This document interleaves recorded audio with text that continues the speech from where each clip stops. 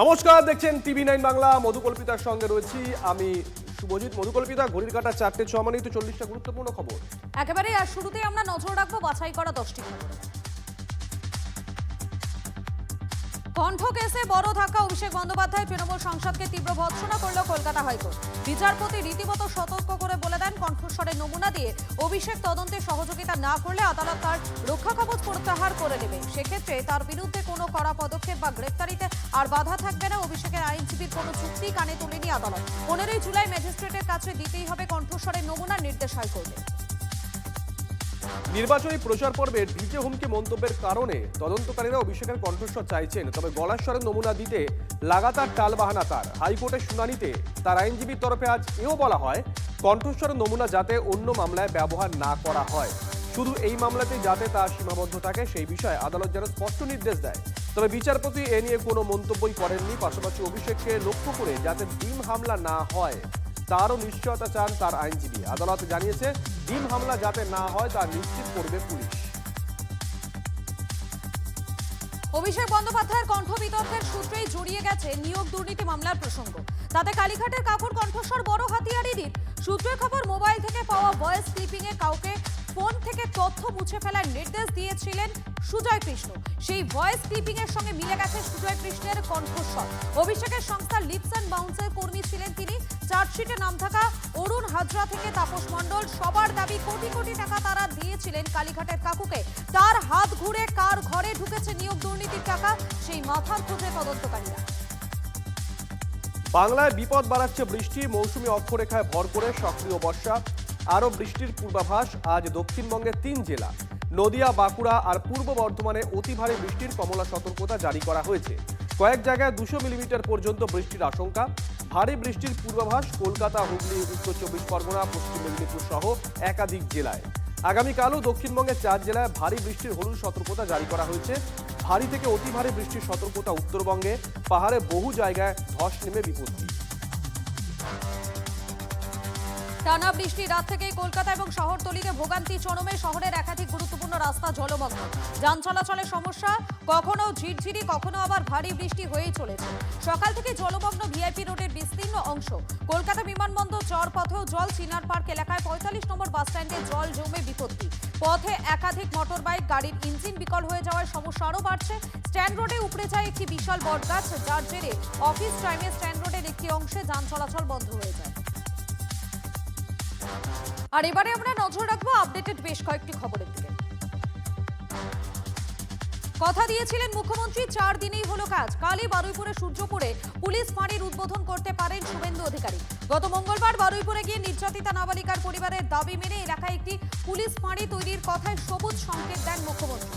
যুদ্ধকালীন তৎপরতায় এখন শেষ পর্যায়ে কাজ চলছে। 3000 স্কোয়ার ফুট জায়গায় বিল্ডিংয়ে 2টি তলা ভাড়া নিয়ে চালু হচ্ছে সূর্যপুর পুলিশ ফাঁড়ি। আগামীকাল ফের বারুইপুরে যাবেন মুখ্যমন্ত্রী, তখনই উদ্বোধনের পালা। এদিকে পালাবদলের বাংলায় কলকাতা পুলিশে নারীর ক্ষমতায়নে শহরের 2টি গুরুত্বপূর্ণ থানার ওসির দায়িত্বে এলেন 2 জন মহিলা ইন্সপেক্টর। শাসুনা থানার নতুন ওসি হয়েছেন রূপা সিং। রূপা টালিগঞ্জ মহিলা থানার ওসি ছিলেন। সিঁথি থানার ওসি করা হলো চামেলি মুখোপাধ্যায়কে। 2010 সালে বাম আমলে শেষবার মূল থানার দায়িত্বে ছিলেন মহিলারা। তৃণমূল আমলে কোনো গুরুত্বপূর্ণ থানারই দায়িত্ব দেওয়া হয়নি মহিলাদের। কলকাতা মেট্রোর কাজে যুগান্তকারী অগ্রগতি। ভিক্টোরিয়া মেমোরিয়ালের কাছে পৌঁছে গেল দুর্গা। মাটি ফুঁড়ে বেরিয়ে এলো tunnel boring machine. Joka esplanade metro করিডোরের ভূগর্ভস্থ অংশে দ্রুত গতিতে এগোচ্ছে টানেল তৈরির কাজ। আদিগঙ্গার তলা দিয়ে টানেল বোরিং মেশিন দুর্গা সুড়ঙ্গ খুঁড়তে খুঁড়তে ভিক্টোরিয়া পৌঁছে গেছে। ভূগর্ভের উপরে ফোর্ট উইলিয়াম, পুলিশ ট্রেনিং স্কুলের মতো ঐতিহ্যশালী ভবন রয়েছে। সেগুলি কোনো রকম ক্ষয়ক্ষতি ছাড়াই মেশিন এসে পৌঁছেছে ভিক্টোরিয়ার নিচে। এবার তৃণমূলের তহবিল তদন্তে অভিষেক বন্দ্যোপাধ্যায়কে তলব করতে পারে ইডি। সূত্র বলছে, আগে তৃণমূলের ফ্রিজ করা 3টে অ্যাকাউন্টের শুধু একটিতেই 420 কোটি টাকা রয়েছে। 420 কোটি টাকা মিলেছে। সর্বভারত তৃণমূল কংগ্রেসের নামে একটি বেসরকারি ব্যাংকের ওই অ্যাকাউন্টে চেকে সাইনিং অথরিটি অভিষেক বন্দ্যোপাধ্যায়। যৌথভাবে সই করার ক্ষমতা তৃণমূলের রাজ্যসভার সাংসদ ডেরেক ওব্রায়েনের। একটি অ্যাকাউন্টে এত টাকা কেন? উত্তরের খোঁজে অভিষেককে তলব করতে পারে কেন্দ্রীয় এজেন্সি। আরও জানা যাচ্ছে, যে 3টে অ্যাকাউন্ট ইডি ফ্রিজ করেছিল তার মধ্যে বাকি 2টোতে 20 কোটি টাকা আছে। ওই 2টি অ্যাকাউন্ট এআইটিসির গোয়া আর ত্রিপুরা শাখার নামে। চাপ বাড়ছে তৃণমূলে, দলের আরো 12টি ব্যাংক অ্যাকাউন্ট ফ্রিজ। রাজ্য পুলিশ সূত্রের খবর, তদন্তের প্রয়োজনে ব্যাংক অ্যাকাউন্ট ফ্রিজ করার জন্য আবেদন করা হয়েছিল সংশ্লিষ্ট বেসরকারি রাষ্ট্রায়ত্ত ব্যাংকে। পুলিশের আবেদন মেনে 12টি অ্যাকাউন্টই ফ্রিজ করেছে ব্যাংক কর্তৃপক্ষ। এর আগে তৃণমূলে 3টি অ্যাকাউন্ট ফ্রিজ করে ইডি। সব মিলিয়ে এখনো পর্যন্ত তৃণমূলে মোট 15টি অ্যাকাউন্ট ফ্রিজ করা হয়েছে। তাতে 1000 কোটি টাকার বেশি অঙ্কের টাকা রয়েছে বলে সূত্রের খবর। নতুন করে ফ্রিজ করা 12টি অ্যাকাউন্টের বিস্তারিত তথ্য চাওয়া হয়েছে ব্যাংক কর্তৃপক্ষের কাছে। আর এবারে আমাদের নজর রাখতেই হবে জেলার কিছু গুরুত্বপূর্ণ খবরের দিকে। সন্দেশখালীতে একাধিক নদী বাঁধে ফাটল, এলাকায় আতঙ্কের পরিবেশ। রায়মঙ্গল, কালিন্দী, ডাসা নদী, খুলনা, মণিপুর সহ একাধিক জায়গায় নদীর বাঁধে ধস এবং ফাটল ধরেছে ইতিমধ্যেই। বাঁধগুলি যে কোনো সময় ভেঙে পড়তে পারে বলে আশঙ্কা এলাকাবাসীর। এমনটা হলে একাধিক গ্রাম জলে ভেসে যাবে, ঘরছাড়া হতে হবে কয়েক হাজার পরিবারকে। লাগাতার বৃষ্টিতে এখন তাদের মাথায় হাত। এলাকার মানুষের দাবি অবিলম্বে নদী বাঁধগুলো মেরামত করা হোক। এদিকে প্রবল বর্ষায় সুবর্ণরেখার রুদ্ররূপ, জলের তোরে ডুবল ফেয়ার ওয়েদার ব্রিজ। টানা কয়েকদিনের ভারী বৃষ্টিতে সুবর্ণরেখা জলস্তর অনেকটাই বেড়েছে। নদীর প্রবল স্রোতে ঝাড়গ্রামে নয়াগ্রাম ব্লকের দেউলবার ও গড়ধরা গ্রামের সংযোগকারী ব্রিজ সম্পূর্ণ জলের তলায় চলে যাওয়ায় বিপত্তি। বন্ধ হয়ে গেছে যানবাহন এবং পথচারীদের চলাচল। হাজার হাজার মানুষের একমাত্র ভরসা এখন নৌকা। স্থানীয় বাসিন্দাদের অভিযোগ, প্রতি বছর বর্ষা এলেই একই সমস্যা। বহুবার স্থায়ী সেতু তৈরির দাবি জানানো হলেও কিছুই হয়নি। পশ্চিম মেদিনীপুরের দাঁতনে বেলামোলা সদরঘাটে বিপদ। সুবর্ণরেখা নদীর জল বেড়ে যাওয়ায় বিচ্ছিন্ন যোগাযোগ ব্যবস্থা। দাঁতন থেকে খড়িকা যাওয়ার ফেরিঘাট সংলগ্ন সংযোগকারী রাস্তার একাংশ ভেঙে পড়েছে। এর জেরে আপাতত সম্পূর্ণভাবে বন্ধ হয়ে গেছে ওই পথে যান চলাচল। প্রশাসনের উদ্যোগে আগামীকাল থেকে নৌকা চলাচলের ব্যবস্থা করা হবে বলে জানা গেছে। কালভার্ট পুরো তৈরি হয়নি এখনো, তার আগেই ফাটল। খুব চরমে ঝাড়গ্রামের বিনপুর 1 নম্বর ব্লকে। নিম্নমানের জিনিস দিয়ে কালভার্ট তৈরি হচ্ছে, কাটমানির অভিযোগ গ্রামবাসীদের। তৃণমূল পরিচালিত ঝাড়গ্রাম জেলা পরিষদের পক্ষ থেকে খাস জঙ্গল থেকে মুরার রাস্তার ওপরে বক্স কালভার্টটি তৈরি করা হচ্ছিল প্রায় 1,23,00,000 টাকা খরচ করে। কাজ শেষ হওয়ার আগেই ব্রিজের মাঝামাঝি একাধিক জায়গায় ফাটল দেখা যাচ্ছে। কাজের বরাত পাওয়ার সংস্থার বিরুদ্ধে দুর্নীতির অভিযোগ উঠেছে। এ কেমন কাজ, প্রশ্ন করছেন এলাকাবাসী। বারাসাত মেডিকেল কলেজ হাসপাতালে চরম অব্যবস্থা। হাসপাতালের 12 জনকে শোকজ, 4 নম্বর মাস্টার, 4 নন মেডিকেল সুপার, 2 জন সিস্টার ইনচার্জ সহ 12 জনকে শোকজ। গতকাল হাসপাতালে সারপ্রাইজ ভিজিটে যান স্বাস্থ্যমন্ত্রী।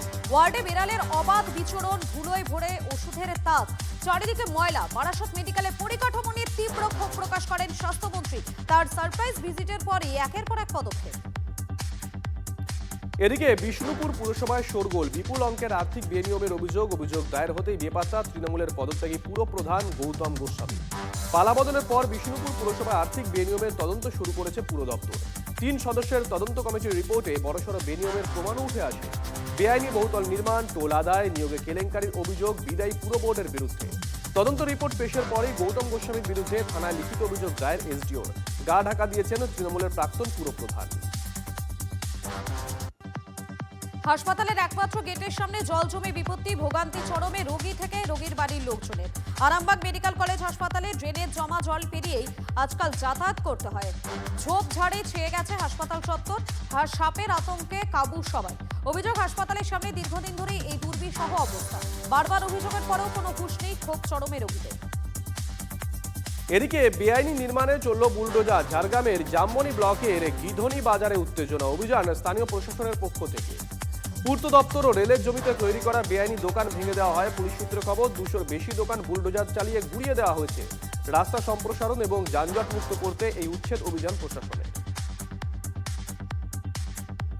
ওড়িশা থেকে কলকাতাগামী মাল বোঝাই লরিতে গাঁজা পাচার, 1 কুইন্টাল 26 কেজি গাঁজা সহ গ্রেফতার চালক। পশ্চিম মেদিনীপুর জেলার বেলদা থানায় পুলিশের বড়সড় সাফল্য। লরিতে করে কলকাতায় গাঁজা পাচারের চেষ্টা ভেস্তে দেওয়া হলো। দাঁতন এবং বেলদা থানার পুলিশের যৌথ বাহিনী খড়গপুর বালেশ্বর 16 নম্বর জাতীয় সড়কে শ্যামপুরা এলাকায় অভিযান চালায়। উদ্ধার হয় বিপুল পরিমাণে গাঁজা। বৃষ্টিতে কাকভেজা হয়ে হেতাল বনে দক্ষিণ রায়। খরা বর্ষায় সুন্দরবনে পরপর 2 দিন বাঘ দর্শন। ছবি দেখুন একবার, উচ্ছ্বসিত পর্যটকরা। আজ বৃষ্টির মধ্যেই সুন্দরবনে ম্যানগ্রোভ অরণ্যে রাজকীয় মেজাজে বসে থাকতে দেখা যায় বাঘটিকে। কোনো তাড়াহুড়ো নেই, নিশ্চিন্তে বসে বসে যেন বর্ষা উপভোগ করতে ব্যস্ত। বাঘের এমন শান্ত স্বচ্ছন্দ রূপ ফ্রেমবন্দি করতে দেরি করেননি পর্যটকরা। চোরা হাতির তাণ্ডবে অতিষ্ঠ বাঁকুড়ার গঙ্গাজলঘাটি এলাকার মানুষজন। কখনো জাতীয় সড়কে আবার কখনো লোকালয়ে ঢুকে পড়েছে হাতি দুটি। বন দপ্তর সূত্রে জানা গেছে, বাঁকুড়া জেলার বিভিন্ন জঙ্গলে এখনো পর্যন্ত সব মিলিয়ে 5টি হাতি রয়েছে। এর মধ্যে 2টি হাতি রয়েছে গঙ্গাজলঘাটি এলাকার জঙ্গলে। সেখান থেকে মাঝে মাঝে হাতিগুলি বেরিয়ে পড়ছে। গঙ্গাজলঘাটি বাজার এলাকাতেও তাণ্ডব চলে। এলাকাবাসীর অভিযোগ, বারবার বন দপ্তরকে খবর দেওয়া হলেও কোনো পদক্ষেপ করা হচ্ছে না। এদিকে হাতির দলের তাণ্ডবে সাঁকড়াইলে বিঘের পর বিঘা চাষের জমিতে ক্ষতির আশঙ্কা। ঝাড়গ্রামে ফের হাতির আতঙ্ক। এলাকায় 50 থেকে 60টি হাতির দল ঢুকে পড়েছে। আজ সকালে দলটিকে লোকালয়ের একেবারে কাছাকাছি খাবারের খোঁজে ঘোরাঘুরি করতে দেখেন গ্রামবাসীরা।